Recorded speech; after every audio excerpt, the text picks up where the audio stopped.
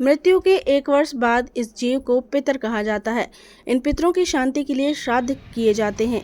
इस विधि को तर्पण कहते हैं, जिसमें प्रातःकाल उठकर नदी पर जाकर पितरों को तर्पण कर फिर घर पर आकर पितरों के निमित्त काक भोजन, गौ भोजन, श्वान ग्रास निकालकर ब्राह्मणों को भोजन कराया जाता है। बुधवार को पितृमोक्ष अमावस्या के दिन श्रद्धालुओं ने नर्मदा नदी में स्नान कर पितरों का श्राद्ध किया।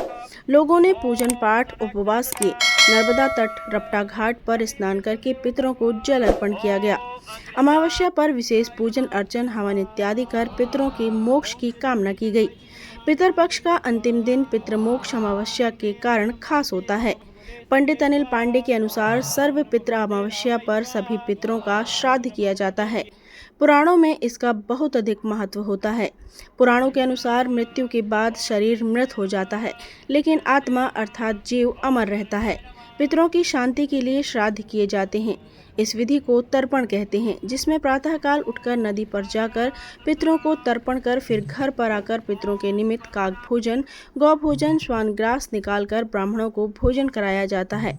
ऐसी मान्यता है कि इस ओर देखते हैं कि उनके परिवार जन उनकी मुक्ति के लिए क्या प्रयास कर रहे हैं।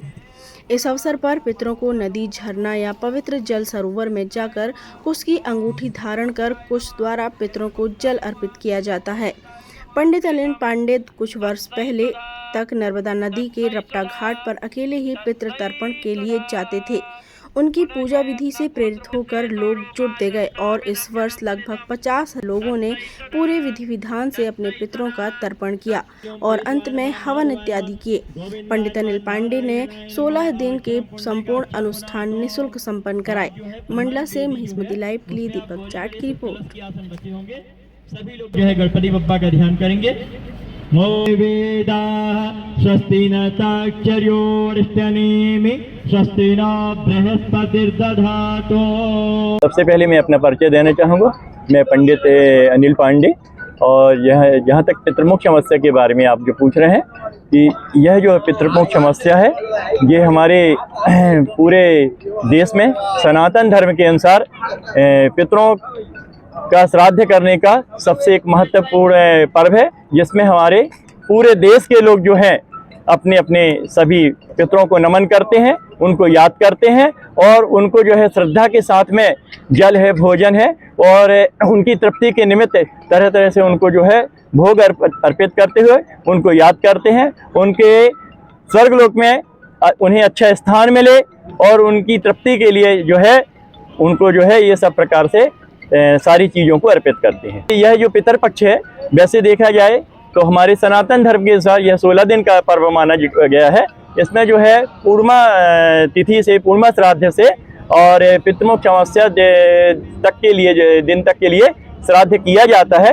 इसमें पूर्णिमा से लेकर प्रतिदिन जो है पितरों को जो है याद किया जाता है, उनको श्रद्धा से नमन किया जाता है और प्रत्येक दिन जो है उनको सबसे प्रमुख तो ये है कि जल तर्पण जो है, जल पितर जो है जल से ही तृप्त होते हैं, तो जल तर्पण उनको प्रदान किया जाता है और इसके पश्चात उनको जो है भोग दिया जाता है और उनके स्वर्गलोक में उनको आत्म तृप्ति के लिए उनको अच्छा स्थान मिले, उसके लिए यह कामना सभी के द्वारा किया जाता है।